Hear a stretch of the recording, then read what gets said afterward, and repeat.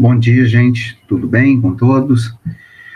Pois bem, hoje nós iremos falar sobre algumas concepções filosóficas, sobre lógicas de alguns filósofos, né? Huxley, Gadamer, Bierman, enfim, ok? Semana que vem nós teremos a nossa aula. Será a semana de prova das nossas provas de segunda VA, ok? Então, estaremos conversando com vocês sobre algumas concepções filosóficas de alguns filósofos, né? Pois bem, o primeiro filósofo que nós vamos trabalhar com vocês hoje é Chaim Berryman, filósofo polonês, nasceu em Varsóvia, em 1912, época da Primeira Guerra Mundial, e morreu em 1984 na Bélgica, né? Ele migrou para a Bélgica e lá construiu uma carreira sólida na Universidade de Bruxelas e ensinava disciplinas como lógica, moral, ética e moral, filosofia, e é um dos maiores expoentes no estudo da lógica jurídica na atualidade, né? A sua principal obra é Lógica Jurídica, uma nova retórica, que é um clássico, que é um manual de estudo da lógica e da argumentação jurídica, né? Perryman, ele foca o seu trabalho na busca do entendimento do raciocínio jurídico perfeito e na identificação de suas particularidades específicas, com vista a entender a real influência desses argumentos sobre as decisões judiciais. Seus estudos tinham o intuito de responder a questionamentos do tipo: como se raciocina juridicamente, qual a peculiaridade do raciocínio jurídico, quais as características desse tipo de raciocínio, de onde o juiz extrai os subsídios para a construção da decisão justa, até onde leva a argumentação das partes a um processo, qual a influência da argumentação e a persuasão possuem para definir as estruturas jurídicas, qual o intuito de tais questionamentos, enfim, o que ele buscava mesmo era o fundamento da reflexão a respeito do julgamento do ato decisório, né? Os estudos de Chaim Berryman sobre a nova retórica e argumentação é fundamental para a formação acadêmica dos juristas contemporâneos. Berryman tinha um objetivo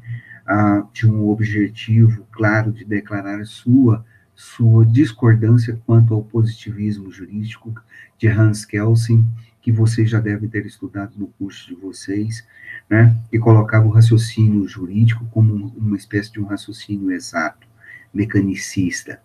O que Perelman queria definir era que havia uma lógica específica que não se utiliza do raciocínio dedutivo, mas que se utiliza também que não se utiliza unicamente do raciocínio dedutivo, mas que também utiliza-se de outras formas de raciocínio, como, por exemplo, o indutivo e o raciocínio e a analogia, né? Para Perelman, né, a aplicação do raciocínio jurídico pelo juiz é matéria complexa, visto que a lógica judiciária não se resumia a uma mera dedução de conclusões extraídas de textos da lei, ou seja, a lei posta pelo legislador muitas vezes tem um recurso linguístico vago que pode dar margem a várias interpretações. Quando Perelman ele se refere ao raciocínio jurídico do qual ele estava falando a respeito do ato fundamentado, do ato expresso nas decisões do juiz, que engloba também os demais profissionais do direito, os demais operadores que atuam com ele dentro do processo decisório, dentro do processo jurídico, como, por exemplo, os advogados, como, por exemplo, os advogados e os promotores. Pois bem, o estudo da obra de Charles Perrington deverá ser cercado de muitos cuidados com vistas a ter uma conclusão equivocada. Como afirma, por exemplo, o Eduardo Bittar no seu livro Curso de Filosofia do Direito, né? No entanto, devem-se tomar muito cuidado,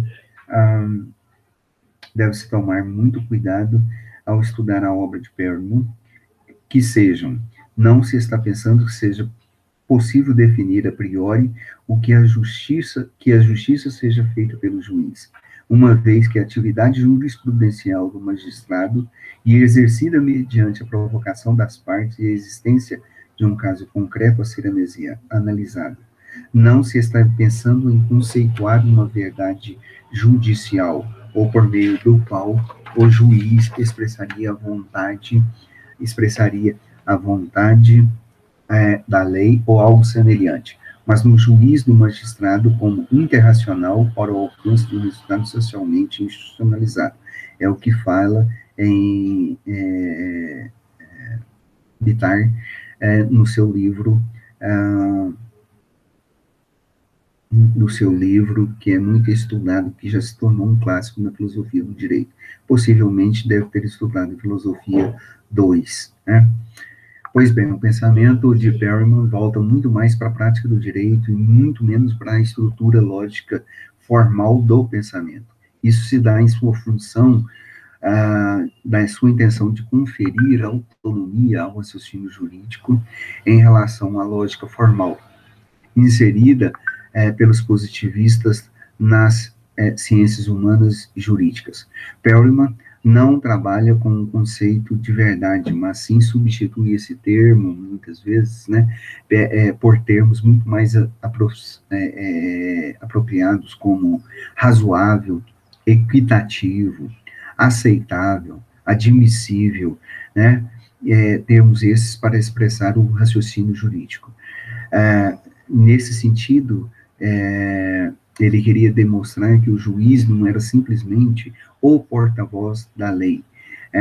O juiz não é o boca da lei, não é o aplicador neutro e desideologizado das normas jurídicas, como muitas vezes quis dizer alguns outros filósofos do iluminismo na época da Revolução Francesa. Para Perelman, né, os estudos lógicos contemporâneos modernos, eles são derivados de uma tradição muito cartesiana de René Descartes e leibniziana, de Leibniz, que negligenciaram, que não deram importância à lógica aristotélica. Perelman falava que era por intermédio do resgate da própria lógica aristotélica, aliada às influências de Cícero, outro filósofo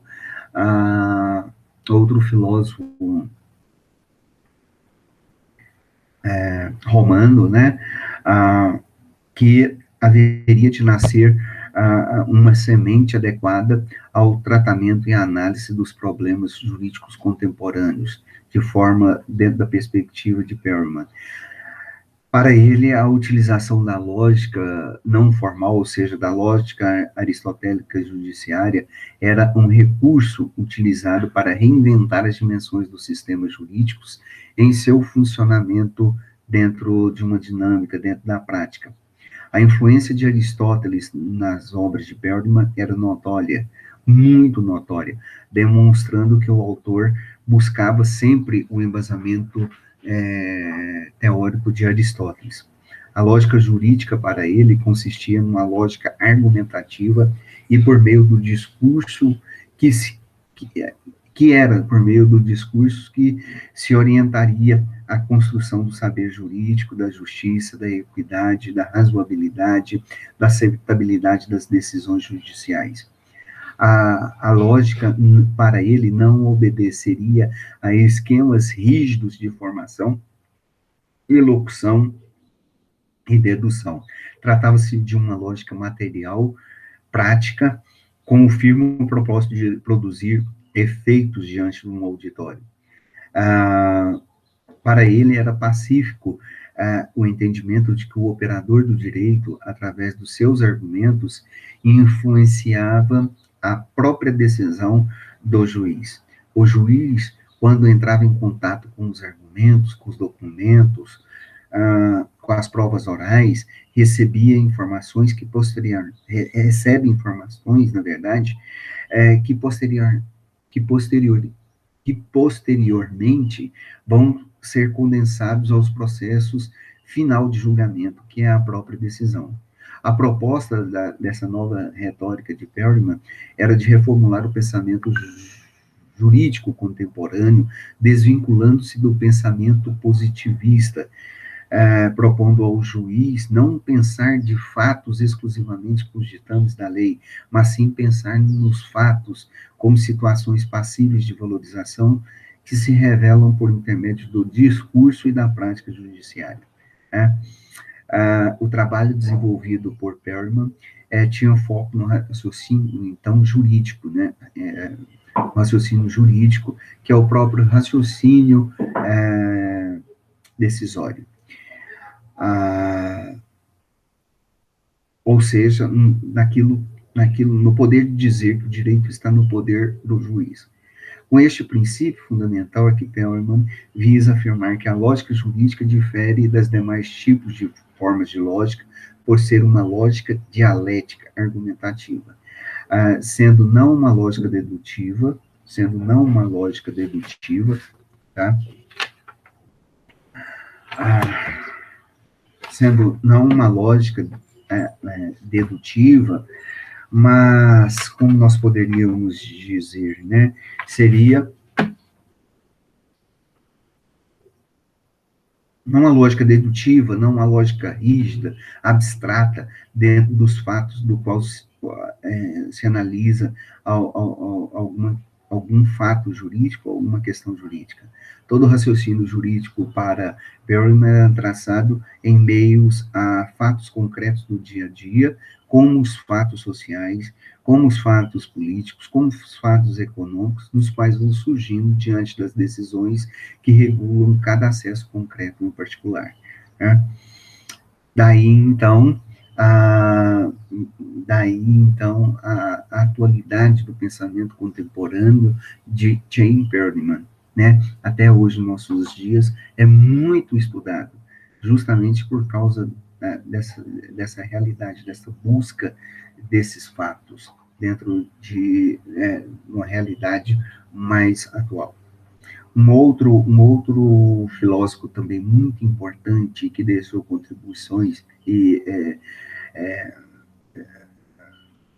que ainda tem deixado uma contribuição muito importante sobre a lógica jurídica é Robert Alex, né? Robert Alex nasceu, é um filósofo alemão que nasceu também na Segunda Guerra Mundial, logo após a Segunda Guerra Mundial, na Alemanha. Além de ser jurista, ele era filósofo, estudou direito, estudou filosofia, teve o seu PhD em filosofia, trabalhando em 1976, trabalhando com o título de um livro, Uma Teoria da Argumentação Jurídica, né? E também trabalhou a teoria dos direitos fundamentais. Esta sua obra também, Uma Teoria Jurídica, a teoria do discurso racional como teoria da fundamentação, é um clássico dentro do estudo da lógica, e nesse estudo ele afirma, dentro da sua teoria, que a lógica deve ser uma argumentação prática geral para depois levar o conhecimento específico para dentro da própria área do direito, e ali formular, e a partir dali ele formula uma argumentação própria argumentação jurídica própria do tema, né? Foi influenciado por outro filósofo também muito importante, chamado Habermas, que era, e ali, junto com ele vai analisar os princípios gerais do direito e sua importância dentro do ordenamento jurídico e sua aplicação na fundamentação das decisões jurídicas, né? Bom, o tema central da obra de Robert Alex repousa na seguinte pergunta: é possível uma fundamentação racional das decisões jurídicas? Há a possibilidade de determinar critérios que possam determinar que um discurso prático ou jurídico seja racional? Alex demonstra em sua obra que tais critérios podem ser formulados de uma forma prática e mediante a observância de regras práticas que devem ser seguidas. Dentre essas regras, essas regras, né, depende da validade. E aí da validade das regras jurídicas e de toda uma forma de comunicação linguística. Então, ele vai dividir essas regras em vários grupos específicos, em regras da razão, em regras da comunicação linguística, em regras sobre a carga da argumentação, em regras da fundamentação jurídica e em regras da transição, né? Então, ele vai dizer, por exemplo, sobre as regras da comunicação jurídica, que nenhum orador pode se contradizer, tá? Regras da comunicação linguística, tá? Desculpa. Então, ele fala na sua primeira regra que nenhum orador pode se contradizer. Depois, ele vai afirmar que todo orador só pode afirmar aquilo que ele próprio crê.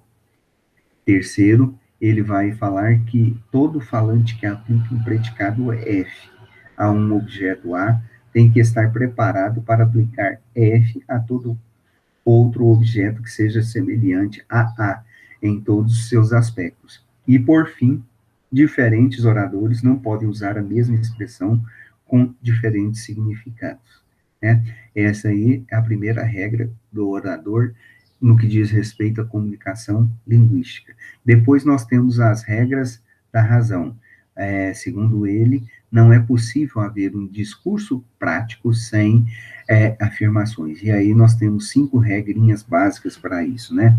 Todo falante, a primeira delas todo falante deve, quando lhe é solicitado, fundamentar o que afirma, e a não ser quando puder dar razões que justifiquem a recusa a uma fundamentação.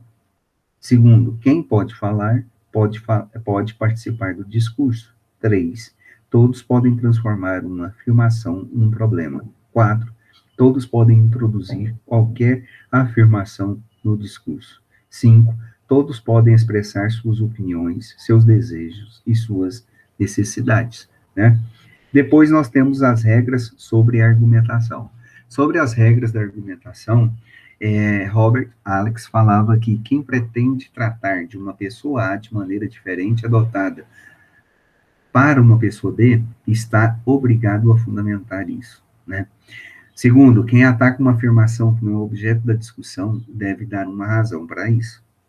Terceiro, quem apresentou um argumento só é obrigado a apresentar outros, no caso, se surgirem argumentos contrários. Quem introduz no quarto argumento, a regra é quem introduz uma afirmação que não sirva como argumento a uma manifestação anterior tem, se isso lhe é pedido, de fundamentar por que introduziu essa afirmação, né? E depois nós temos as regras fundamentais. Essas regras fundamentais também são em número de 5.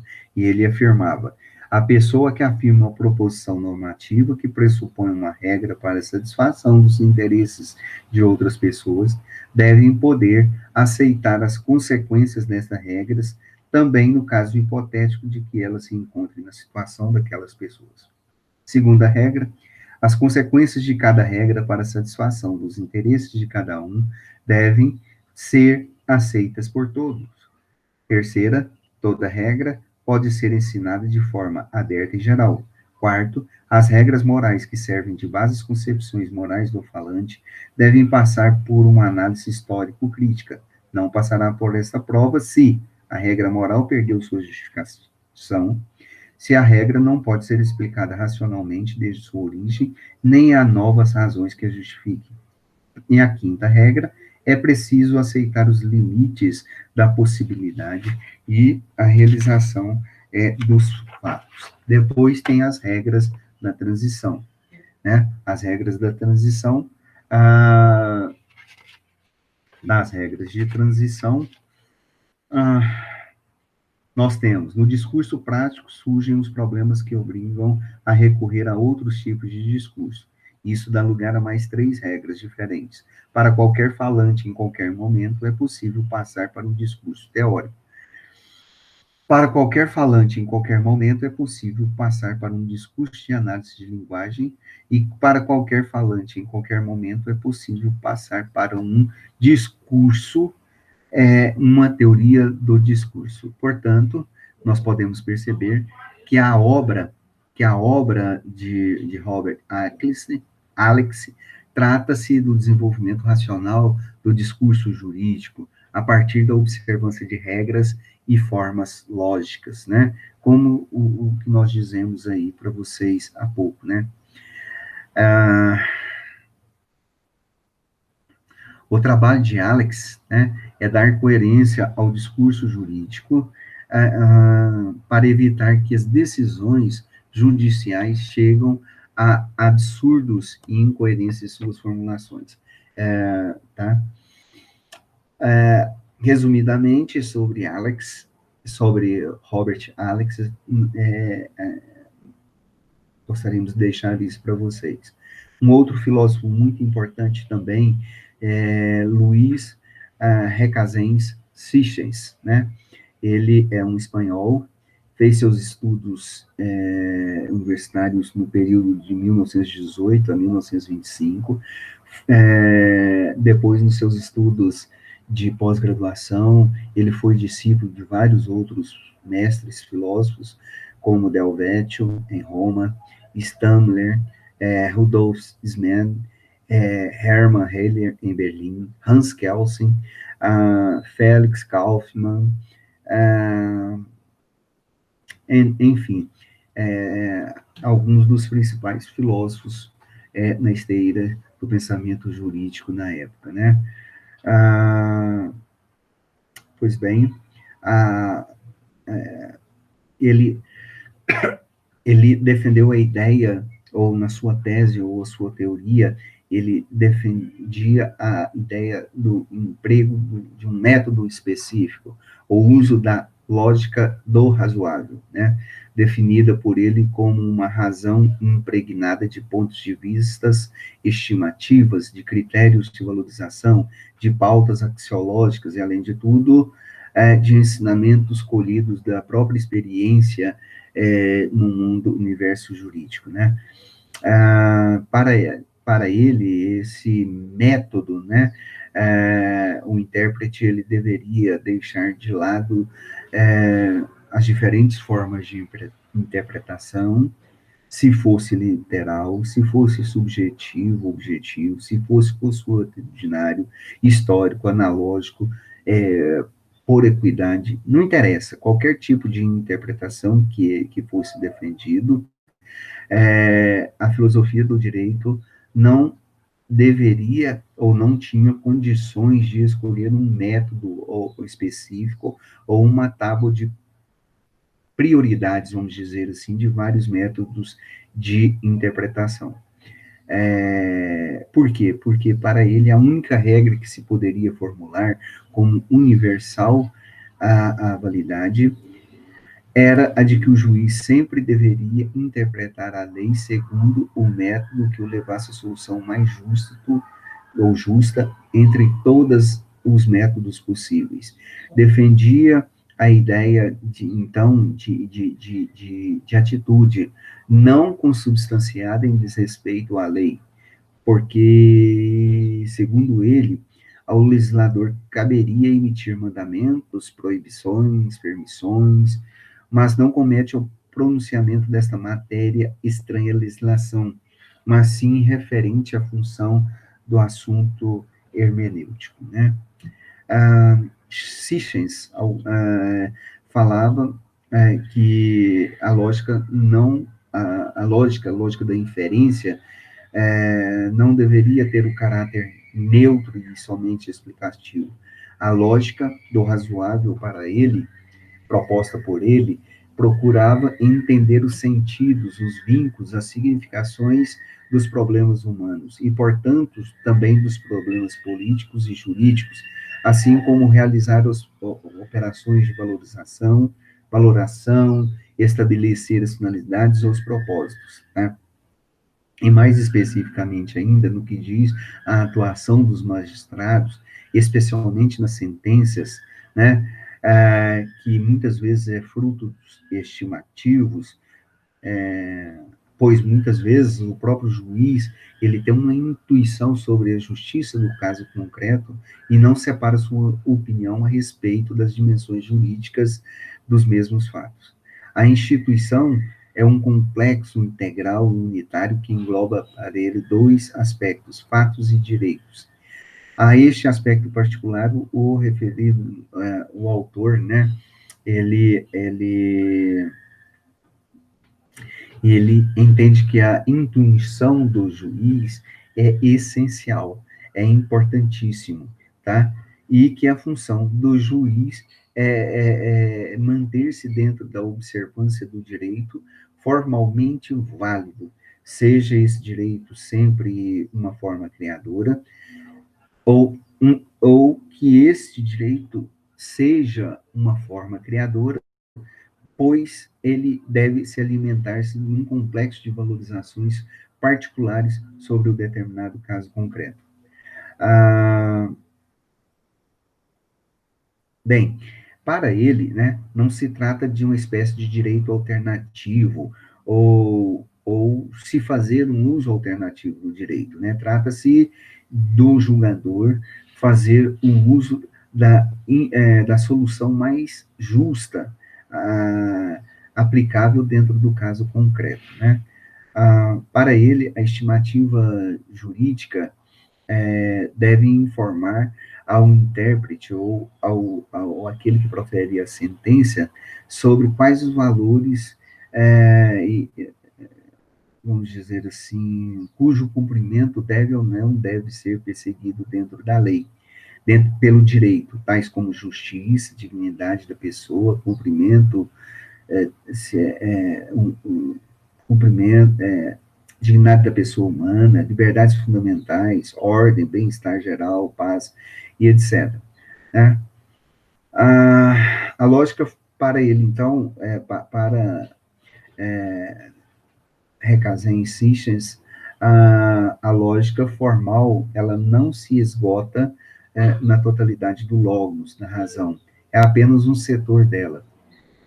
Para este autor espanhol, né, existem vários outros setores que pertencem igualmente à lógica, que possuem uma natureza completamente diversa da lógica do racional, que é a lógica dos problemas humanos, da conduta prática, à lógica do raciocínio, do razoável. Fica claro, então, que para Recasem e Sitchin, que que a ciência jurídica em matéria de teoria, em matéria de teoria, a hermenêutica própria do direito. Bom, mas para concluir a nossa fala sobre as teorias das argumentações e da lógica jurídica na atualidade, todas elas têm a sua origem nesses três principais autores que falamos com vocês, né? Todos esses três autores,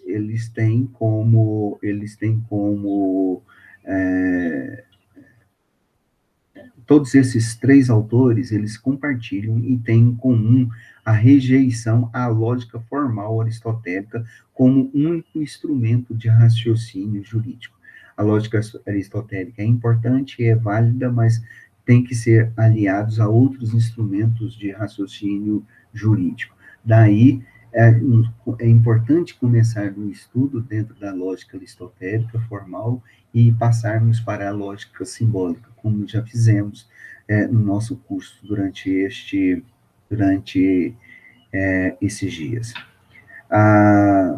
Bem, e se prestarem atenção na esteira do que nós falamos, na esteira da Segunda Guerra Mundial, né, muitos juristas perceberam que não, e pelo que aconteceu na Segunda Guerra Mundial, também vocês podem perceber que não se pode interpretar o direito através simplesmente de equações lógicas impositivadas, regradas, sem considerar valores e aspectos particulares de cada caso.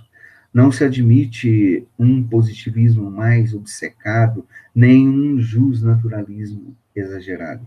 O pensamento hoje, jurídico atual, ele passa a opor-se à lógica formal e a utilizar-se da dialética e da lógica do razoável.